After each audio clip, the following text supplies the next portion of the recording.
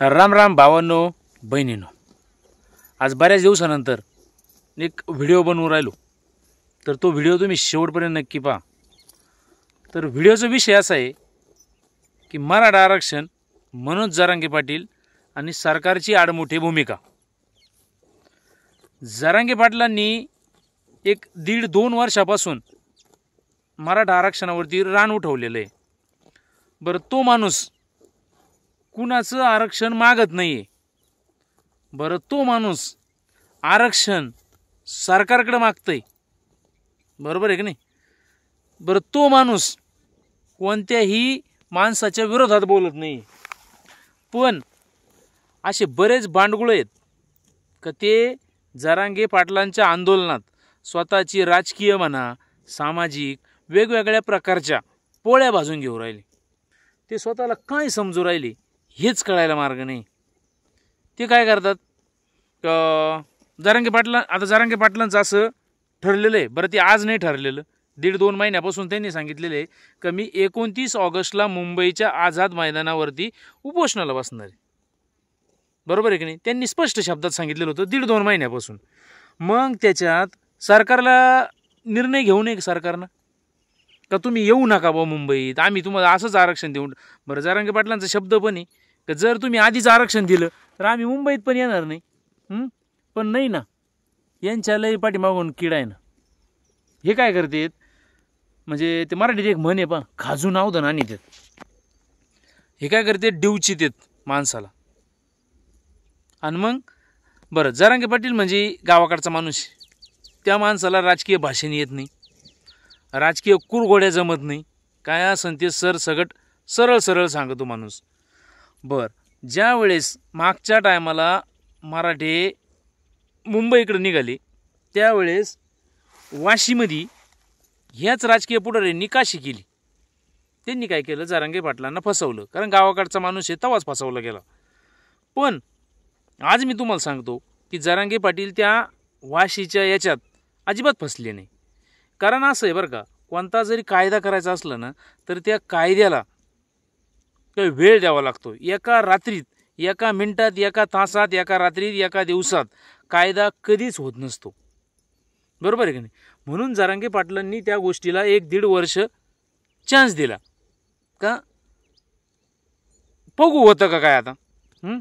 पण तरीही जर हे आंदोलनाचं यश कोणतं आहे तर आज कित्येक पोरं ओबीसीचं सर्टिफिकेट भेटलं, म्हणजे कुणबीचं सर्टिफिकेट भेटून ते ओबीसीत भरती झाले. ओबीसीत गेल्यामुळं त्यांचे बरेच जण नोकरी त्याच्यात भरती झाले. आता मी मराठा आहे, मी गाया चारतोय आणि गाया चारताना व्हिडिओ बनवायचा विषय माझा आवडाच की मी पण समाजाचं काहीतरी देणं लागतो, म्हणून मी हा व्हिडिओ बनवला. नाही तर अशी बांडगुळं लई आहेत, तूच गाया चारितो. अरे हा ना, मग हेच तर मला दाखवायचं आहे का मराठा हा आजही आर्थिकदृष्ट्या गरीब आहे. बरोबर आहे की नाही? मग जर तुम्ही आरक्षण घेऊन सोन्याचा घास खाऊ राहिले, अरे निदान आमच्या ताटात अन्नाचं तर येऊ द्या. बरं, ह्याच मराठा समाजाने आजपर्यंत गावगाड्यातले इतर समाज सांभाळले, कोणाला कधी त्रास दिला का? आणि ज्यांनी तुम्हाला त्रास दिला आत्तापर्यंत, इतिहास बघा तुम्ही, ज्या लोकांनी तुम्हाला त्रास दिला त्यांना तुम्ही सत्तेवर बसवलं. बरं, हाताची 5 बोटं सारखी आहे का?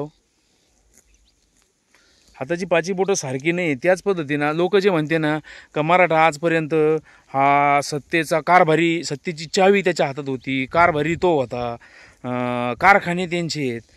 बरं, आता जवळपास समजा महाराष्ट्रात 50% जास्त मराठा समाज आहे. मग पूर्ण मराठा समाजाच्या प्रत्येक घराच्या ताब्यात कारखाना आहे का? पूर्ण जो समाज आहे मराठा समाज, हा प्रत्येक समाज हा पैशावाला आहे का? समाजातला प्रत्येक व्यक्ती हा पैशावाला आहे का मराठा समाजाचा? आहे का? नाही. आणि मग जो मागच्या टायमाला आंदोलन झालं त्या टायमाला ज्या 58 लाख नोंदी सापडल्या, त्या 58 लाख, समजा 50च लाख धरा तुम्ही, मी फक्त तुम्हाला जरांगे पाटलांच्या आंदोलनाचं यश सांगतो. 50 लाख नोंदी धरा, त्या 50 लाख नोंदीमधले एका घरातले 4 जण धरा, म्हणजे 5 चौक 20, म्हणजे 2 कोटी मराठा समाज हा आधीच ओबीसीत गेला. बरोबर आहे की नाही? बर, त्याच्यानंतर त्याच्या आधी 1 कोटी 1.5 कोटी मराठा समाज हा त्यांच्याकडे ऑलरेडी कुणबीचं सर्टिफिकेट होतं, म्हणजे तो ऑलरेडी ओबीसीत गेलेला होता. मग खाली किती राहिला? 2-2.5 कोटी. बरं, त्याच लोकांसाठी हे आंदोलन चालू आहे. आज किती मराठा समाज असा आहे का बागायतदार आहे? अहो, ह्या मराठा समाजाचं बागायत गेलं, फक्त दारं राहिले. पण राजकारणी लोक बघा, आणि आपण निवडून दिलेले मुख्यमंत्री बघा, तुम्ही फडणवीस म्हणतात की माझा DNA ओबीसीचा आहे. फडणवीस फक्त ओबीसीच्या मतदानावरती निवडून आले का? आजपर्यंत आपल्या मराठा समाजाने या लोकांना मतदान केलं नाही का? केलंच ना. मग आपण केलेल्या मतदानाचे असे पांग फेडायची कामं जर चालू असली तर पुढच्या निवडणुकीत ह्या लोकांना ढुंगाडावर का आपटू नये? म्हणजे नुसतं फडणवीसच नाही म्हणत मी, याच्यात मराठा नेतृत्व पण आहे. आणि खरे तर मराठ्यांचेच नेते मादरचे होते खरे. तुम्हाला खरं सांगू का, मराठ्यांना आरक्षण न मिळण्याचं खरं कारण म्हणजे मराठा समाजातले असलेले भाडखाऊ नेते. हे नेते मराठ्यांना आरक्षणापासून वंचित ठेवतात, स्वतःची राजकीय खुर्ची सांभाळतात. गरीब मराठ्यांना दिसत नाही. तरी हाच सगळ्यात मोठा प्रॉब्लेम यांचा झालेला आहे. पण आता तुम्हाला सांगतो, 29 ऑगस्टला जरांगे पाटील तर उपोषण करणारच. 27 ऑगस्टला मराठ्यांच्या प्रत्येक घरातला एक माणूस हा मुंबईच्या दिशेनं कूच करणार, जाणार. तुम्ही अडवा नका अडवू. आणि एक सांगतो, जर मराठा समाजाला मुंबईत अडवलं गेलं तर बाकीचा जो मराठा समाज गावगाड्यात आहे त्या मराठा समाजाने एकच काम करायचं, गावाकडचे अख्खे रस्ते खांदून टाकायचे. मग बघा तुम्ही, आपलं आंदोलन आतापर्यंत शांततेच्या मार्गाने चालू होतं. मग हे शांततेचं आंदोलन 58 मोर्चे मराठ्यांनी काढले, कुठं गालबोट लागलं नाही. एवढे आंदोलनं केले आता मागच्या 1-2 वर्षात मराठा समाजाने, कोणाला त्रास झाला नाही. मग आता आपल्या आंदोलनामुळं जर आपल्या शांत बसण्याला जर आपला हा शंडपणा समजित असले ना, तर आपल्याला उग्र स्वरूपाचं आंदोलन करावं लागेल. याच्याबद्दल तुम्हाला काय वाटतं? माझं तर स्पष्ट प्रामाणिकमध्ये की प्रत्येक मराठा समाजातल्या प्रत्येक व्यक्तींना तुम्ही मोबाईल सगळ्याकडे, फेसबुक असो, इंस्टाग्राम असो, यूट्यूब असो, कोणतंही माध्यम असो, त्या माध्यमावरती स्वतः व्यक्त झालं पाहिजे. आरक्षणाबद्दल दररोज एक पोस्ट टाकली पाहिजे. जरांगे पाटलांनी काय उक्त घेतलेलं नाही तुमच्याकडून किंवा माझ्याकडून एकट्याने लढायचं. तेव्हा आपण सगळ्यांनी ह्या माणसाला साथ दिली पाहिजे. आणि आरक्षण हे अंतिम टप्प्यात आलेलं आहे, त्याचा आपल्याला फायदा होणार आहे. आणि तो फायदा जर करून घ्यायचा असला तर जरांगे पाटलांच्या पाठीमागं आपल्याला उभं राहणं गरजेचं आहे. पटत असलं तर व्हिडिओला लाईक करा, कमेंट करा, नवीन असले चॅनलला सबस्क्राईब करा. सगळ्यांना जय जवान, जय किसान, जय शिवराय.